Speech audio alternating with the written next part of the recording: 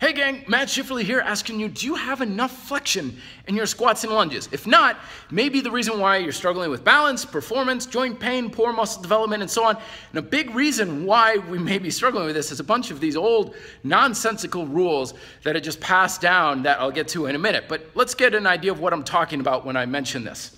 Squats. Lunges are pretty much the same thing, just one leg is sticking out behind.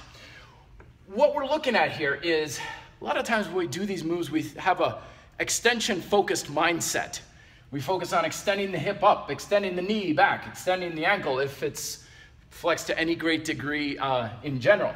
But for every extension point, we also have a flexion point, which is in the front of the hip, in the back of the knee, and in the front of the ankle. So when we squat down or lunge down, we effectively want to pull ourselves forward by pulling the upper body this way, by pulling the hamstring into the calf and pulling the shin and the knee forward. What this does is it creates a much more balanced way of movement. This is actually how we're built to move.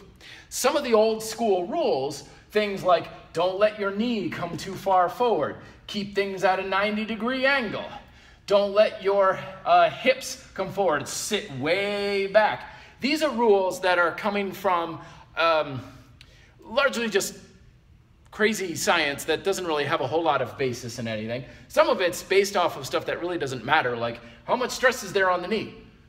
So what? The knee's supposed to have stress. It's good to have stress on the knee because that means there's stress going through the knee and into the muscles. So the idea of keeping everything way back turns off these flexion points. And as a result, we end up with very unbalanced leg musculature. We're also very unbalanced in our body as a whole. We need our center of gravity coming down just like that, right into the front of the ankle. But if everything's coming too far backwards, no wonder people will try to squat and they fall back on their butt. And unfortunately, a lot of modern day leg training isn't helping. When we've got a lot of weight, front squat, back squat, it's easy to let the body kind of lean forward just a tiny bit because there's a lot of weight to compensate for these shortcomings. Or if we have a leg press and we just got something supporting ourselves, we don't have to do this flexion action at all. So as a result, we have very powerful extenders and very weak flexors, relatively speaking, and we've got all sorts of imbalances that bodyweight training can help us cure of, but we've got to get rid of the ideas of sit way back, don't go past parallel, and all this other stuff. We also want to avoid leaning too far forward. A lot of times you hear this about squats and single leg squats being rough on the back. Why is it rough on the back? Because we're flexing the back too much. Why are we flexing in the back too much? Because we don't have enough flexion at the hips, the knees, or the ankles collectively.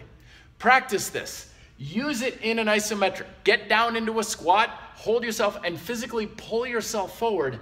Pull your knees forward with the shin muscles. Pull your butt towards your ankles with your hamstrings. Pull your belly into your quads with your hip flexors.